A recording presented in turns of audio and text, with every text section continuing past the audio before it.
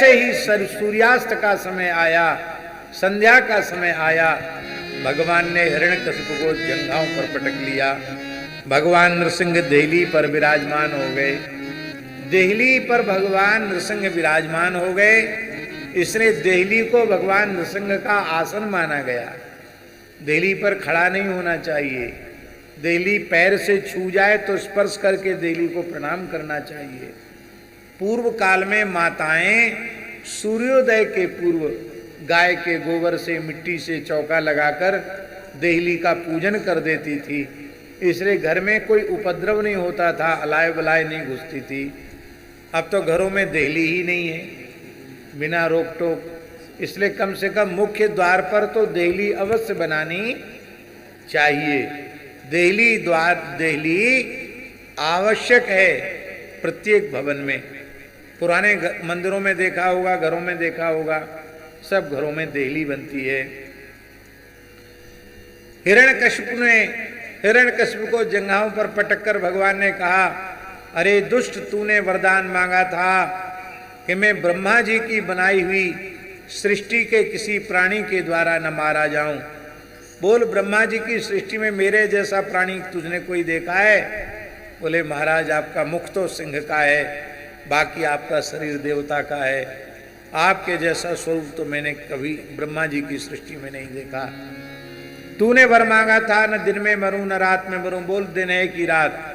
बोले, महाराज ये संध्या का समय है, न इसको दिन कहा जा सकता न रात कहा जा सकता। तूने वर मांगा था, न घर के भीतर मरूं न बाहर। बोल, तू घर के भीतर है कि बाहर? बोले देहली न भीतर होती न बाहर, बीचों बीच होती है। तूने वर मांगा था, न धरती पर मरूं न आकाश में, तू मेरी जंघाओं पर है। तूने वरदान मांगा था, मैं अस्त्र शस्त्र से न मरूं। बोल, मेरे हाथ में अस्त्र हैं कि शस्त्र? बोले, महाराज आपके प्रचंड नाखून, लगता है उन्हीं से आप हमारा उद्धार करेंगे। और भगवान ने कहा, ब्रह्मा जी के सभी वरदान सत्य हैं। बोले, एक तो बकाया है। क्या? मैंने कहा था 12 महीने में से किसी महीने में न मरूं। भगवान ने कहा, तुम्हारे लिए हमने 13वां महीना बना दिया, पुरुषोत्तम मास। उस समय अधिक वैशाख मास था। बोले, ब्रह्मा जी के सब वरदान सत्य हैं? बोले, हाँ सत्य हैं। पुरुषोत्तम मास अभी जेठ में आने वाला है, इसका बड़ा महात्म्य है। पुरुषोत्तम मास में कोई भी सत्कर्म हजारों गुना हो जाता है, अनंत गुना हो जाता है।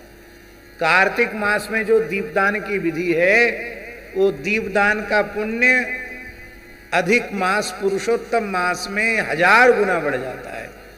इसलिए अभी अधिक मास आने वाला है, हो सके तो किसी तीर्थ में अधिक मास व्यतीत करना, गंगा यमुना आदि में स्नान करना, और जितना हो सके नियम सेवा करना, भगवान को नित्य तुलसी से अर्चन करना, और नित्य